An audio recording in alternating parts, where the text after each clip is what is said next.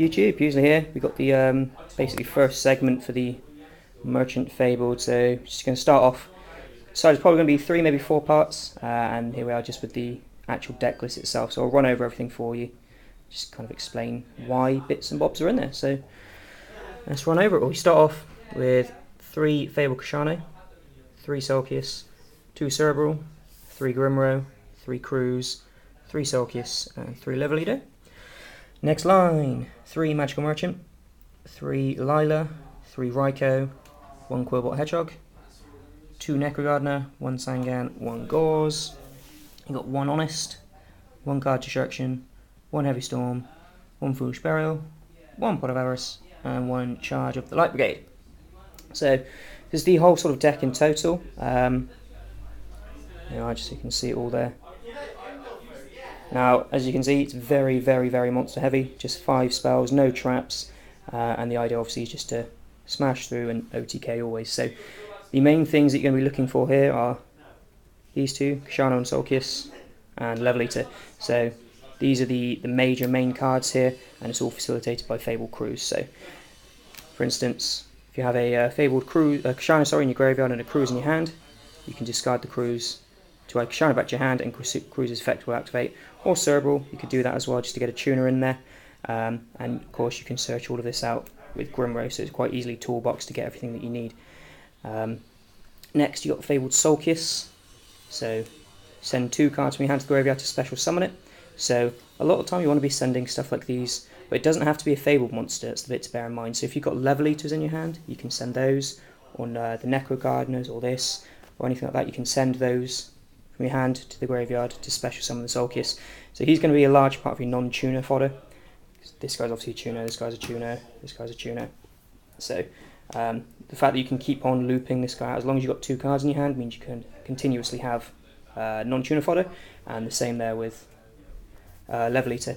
As long as you've got monsters on the field, you can keep getting Level Eater out for fodder. Cerebral is in there because you can keep looping Kashano. Every single time you use Kashano's effect with a Fable that's going to activate, like this and this for instance, you're going to +1. So being tuner is obviously always going to be good. It will never miss the timing. It's not optional, it's mandatory. So you discard it, special summon it. So you've got level 8 options there, or level 7 if you do Level Eat it. You've got like level 6 or level 4, 6, 4, 5, 5, etc. So you can make a huge variety of synchros with his level. That Kashano is level 3. He's going to be the sort of Kickstarter. He gives you access to Mistworm and a lot of times Ancient Sacred Wyvern as well. So Grimro is just the consistency bit really. So almost all the time too much you're going to be searching Cruise, because Cruise is what actually makes sure you can go off. But Grimro is just there to make sure that, let's say for instance you open with a Kashano and a Level Eater, you can summon the Kashano, use Grimro and get Solkius, and those are the 3 main bits that you need. Obviously 3 Cruise is just mandatory, it's always a +1 when it's sent off for Kashano. It's going to let you recycle your Raven, so I'll kind of explain what happens. So Raven, discard 3, it becomes level 5, you Level Eat it, Synchro for Rage in, draw 2. If you draw either of these, you can get a Cruise, discard it for Kashano, special summon Raven, discard 2, make it level 4, Level Eat the previous Raging, and go into another Raging with the level 4 Raven and the Level Eater, sorry. Magical Merchant is going to be the main one. It's always a +1 when its effect goes off, because you're going to be milling and searching out a spell card. But the key thing there is it's going to be filling your grave with the bits you need. So obviously there are a lot of cards that you want in the grave. You've got 3 Kashano, 3 Solkius, 3 Level Eater, Quillbolt, and 2 Necro Gardeners. So that's 9 cards of your deck that work nicely in the graveyard. So generally, even if you only mill a couple of cards, you're going to be milling something you want in the graveyard. Now, because of course you're not always going to be opening with a Magical Merchant, you've got some Light Swans as well. 3 Lila, 3 Raikou. They're both actually particularly good this format, as obviously showcased by the dreaded Chaos Dragons. Lila, again, the effect's always a +1, because you're going to be popping a card for free, and the mill 3 is brilliant. And of course with this sort of deck you need to get rid of back row quickly, so being able to do that for free, and especially in a Heavy Storm format where people aren't going to be setting a huge amount, Lila's always good. Raikou does the same sort of thing, it fills the same role, destroy the back row or problematic monsters, and has the added benefit of making Shining and Pulsar miss the timing. Quillbot Hedgehog is actually a tech spot for me.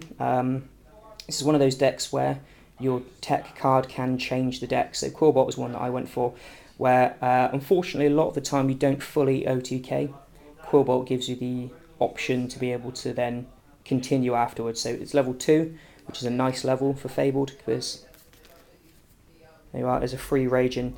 So if you've done a lot of damage and both you and your opponent are top decking and you top deck a Kashano and you've got a Quillbot in the grave, summon Kashano, special summon Quillbot, go into Raging, draw 2. So your Kashano, your 1 card, has turned into a Raging and 2 cards in your hand. So 1 card has become 3, which is amazing. And again, being a free non-tuner is always going to help. The Necro Gardens are just there to stall, really. Of course, the deck requires setup. So like all combo and setup based decks, you're going to need a couple of turns to get everything going. You can actually FTK in this deck, but you obviously, like all decks, don't want to rely on that. So the Necro Gardens are there to make sure you can protect yourself, or even if you only sort of half OTK, you do a lot of damage, but you've got like an Ancient Sacred Wyvern that will take game next turn or something, you've got the Necro Garden to protect yourself or whatever. Sangan is massively important. It searches out almost everything. I mean, it searches this and this and this and this and this and this and this and this and this, and even Honest as well. It searches everything. So obviously the main thing to get really is the Magical Merchant, but if you've already got a fairly nice setup in the graveyard or with your hand, you can search sort of the remaining piece, so like Kashano or Raven or Cruise or something.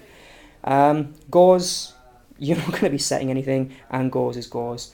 You can synchro with it quite nicely because of Level Eater and Kashano. So Gauze and the token are level 3, which means you can make level 10, which is Fabled Leviathan, so a 3000 beat stick that recycles itself. So Gauze, being Gauze, has a mandatory spot in here. You got the last monster card then is Honest. Again, it's sort of a tech card, it doesn't have to be in there like the Quillbot Hedgehog, but I couldn't tell you how many games this won me while running the deck. So as I've explained, although the deck is supposed to OTK, that's what it's built around doing. Obviously your opponent's plan is to disrupt you, so Honest means you can pump out quite nicely 5,000-6,000 damage and then just sit on the Honest and take game next turn, or even on your opponent's turn if they try to attack over your monster. Moving on then to a massively important part is the spell count. In my other segments I will explain why there are 5 spells rather than just perhaps 2. And obviously I'm going to go further into tech ideas and things like that. So because this is only the first video, when the other videos come up I will post links on all of them to all of the different sections, but I'm going to go into explain particular card choices, how the combos work, just theory or maths behind it and things. So you got the card destruction. This one is also a sort of techie choice because Dark World basically, but because there are so many cards in your hand that you want in the so many cards in your deck, sorry, that you want in the graveyard. If you open with like Kashano, Solkius, and like Level Eater, but a card destruction, you can probably FTK. You can kill them straight away on your first turn because of card destruction. And nowadays and age, a lot of people will hold on to their good cards for a couple of turns. So especially like Dino Rabbit players and things, they'll hold their power cards. And if you flip a card destruction on them, you're discarding all their power cards, and then they're going to be drawing into not power cards. So take Dino Rabbit again, they're going to be drawing their Vanillas, Chaos Dragons, you could drop all their Chaos Monsters and things, or you can really wreck days with this while pushing forward yourself. Heavy Storm is the massive card that you want when you mill with Magical Merchant. If you open with a Magical Merchant and Heavy Storm, you've won. But this is the one that you really want to get hold of, because like I said, you need to clear the back row, because it's where it's so monster heavy. You clear the back row, and then the only thing you have to fear is Gauze, and even then you can beat over Gauze, and then just hope they don't have Dark Hole. Foolish Burial is sort of tech. You can go without it, and I have tried it without it. I do like it both ways, because it gives you more options, like for your monster lineup and things, and it makes your Magical Merchant mills bigger. But again, because there's so many things you want in the graveyard, Solkius, Level Eater, Kashano, this is the only way that you can sort of search the Level Eater. You can use Fabled Grimrow to search either of these two. So if you haven't milled them, but you've got a Grimrow, you can search for them and then discard them themselves.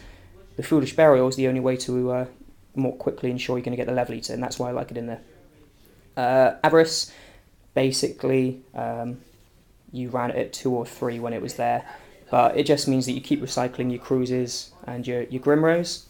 So 2 cards in hand and 3 cards in hand are the important numbers, so being able to give yourself a free 2 cards in hand is amazing, and recycling these is amazing. So without that, you'd really struggle to OTK, but with that it becomes a lot easier.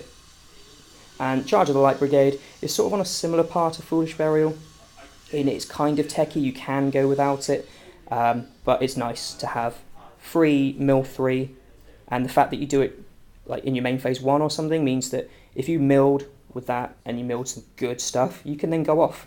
Whereas with like a Light Swarm monster or something, you have to wait and then go off next turn. That means you can, the same thing as Card Trooper really, and Card Trooper is a tech choice that you can use, which I will go over and explain in some of the other videos. But I like Charge of the Light Brigade because it gives you access to these, so you can clear backrow if you need to, deal with pesky monsters if you need to, and it's basically another miller that you need. So you've got these 9 that you preferably want to open with, this makes it 10. So it's basically a substitute for another Light Swarm monster. So that's the deck as the whole. The extra deck, to be honest, I haven't actually made it, but it's quite standard. You'll need 3 Fabled Ragins,